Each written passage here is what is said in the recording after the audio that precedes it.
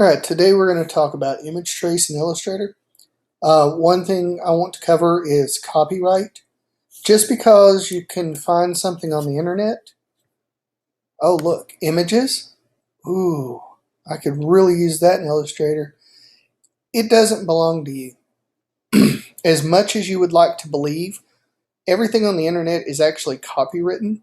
There are ways to find things that are not copywritten. But just make sure that when you're using something that is actually either something you've paid for, got an author's permission, or have a license to do it. Make sure you check the licenses on anything that you download that is royalty free or Creative Commons or anything like that, just to make sure that you're not breaking any copyright infringement.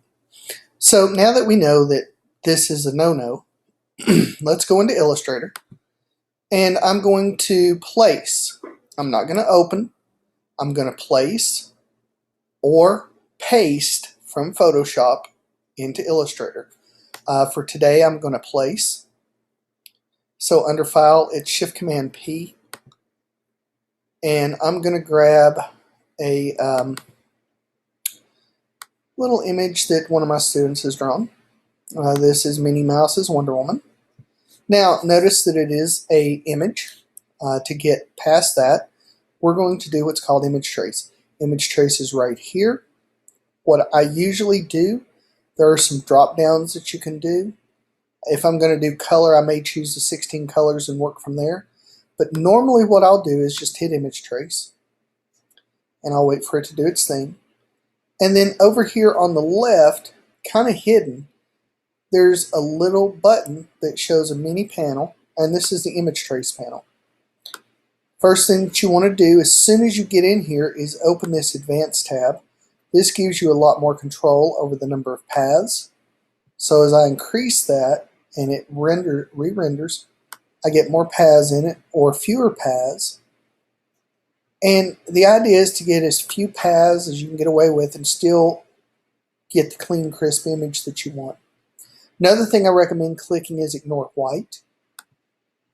Ignore White will take all of the white out of the image, so it is just the black lines.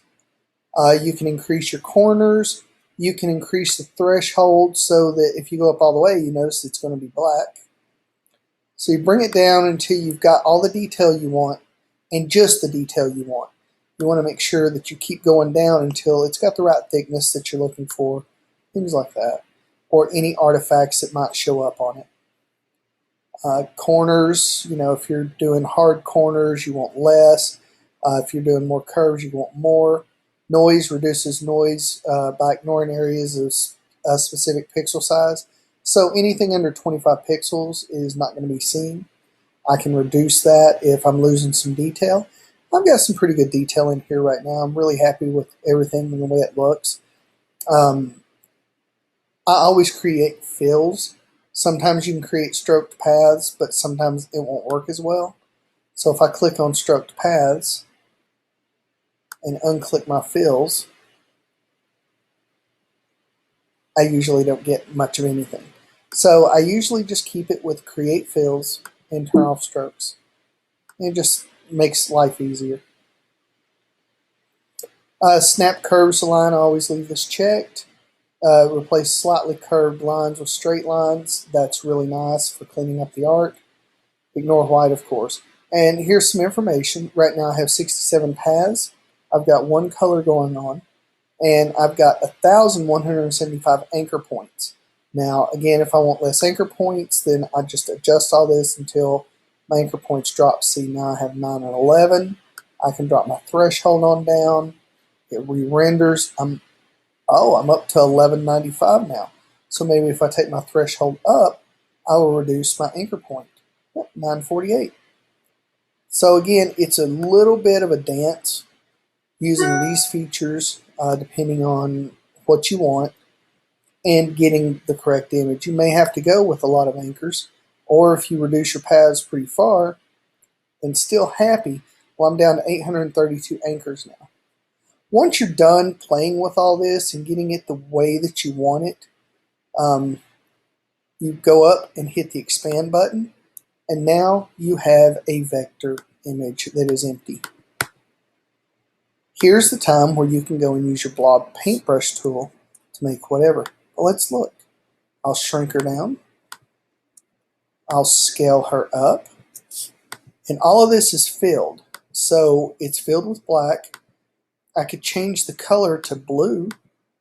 And now I have a blue mini. Again, blob paintbrush tool, whatever you need.